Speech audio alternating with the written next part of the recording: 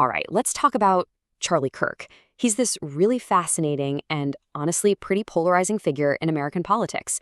And he's the guy behind one of the most influential conservative youth movements in the country today.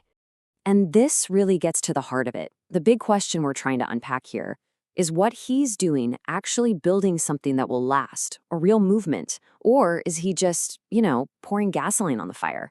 It's a tough one, so let's break it all down.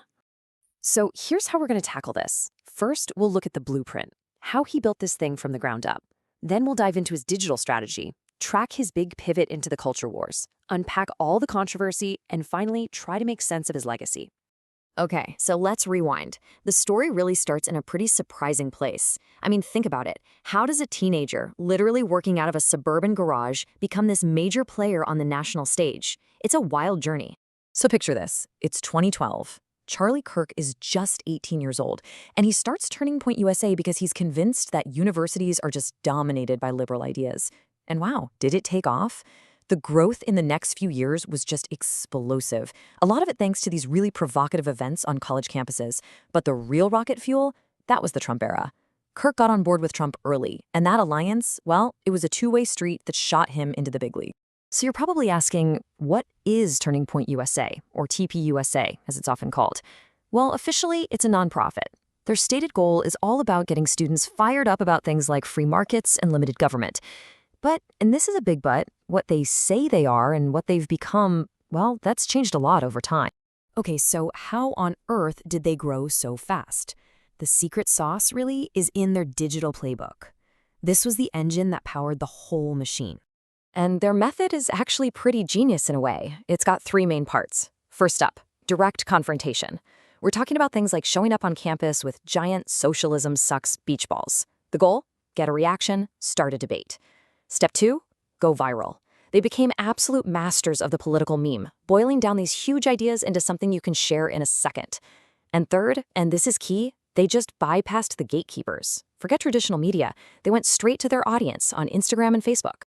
And this quote just nails it, right? He got it. He understood that for young people today, going viral, creating shareable content, that's not just a tactic. It's everything. It's the currency of this generation. It's the whole ballgame. Now, this is where things take a really important turn. Because while TPUSA started out talking a lot about economics, free markets, that sort of thing, over time, their focus shifted dramatically. They moved right to the front lines of the culture war. And what are those battlegrounds? Well, you've probably heard them. Things like critical race theory, wokeness, cancel culture. Kirk really became one of the loudest voices on these issues, painting them as huge threats to America itself.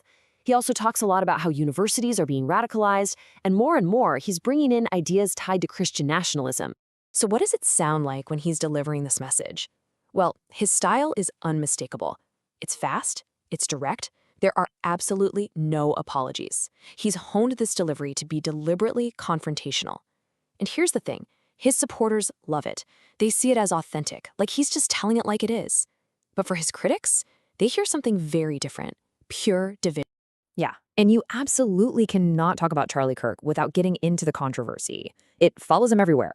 So let's flip the coin and look at the other side of the story. The criticisms really come from all angles. There are accusations that he pushes misinformation on really sensitive topics, things like election results or public health. There are also a ton of questions about their money. How can they be a nonprofit when they're so involved in politics? And then there's the campus environment.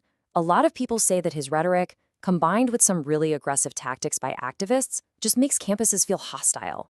And this is really where you see the two realities collide. Critics look at him and see divisive language, maybe even claims that aren't backed up by facts. But Kirk and his base, they see that exact same criticism as proof that he's winning, that he's a threat to the establishment. From his perspective, if you're not getting attacked by the left, you're not doing your job right. It's a sign you're over the target. Okay, so let's try to pull all this together. What is the actual impact? What's the legacy here? It's complicated. No one can deny he's had a huge impact, but pretty much everyone disagrees on what that impact is. And if you need any proof of the scale we're talking about, just look at this number, thousands. That is the number of young people who show up for TPUSA's big annual events, like their Student Action Summit. And we're not talking about a little conference in a hotel ballroom.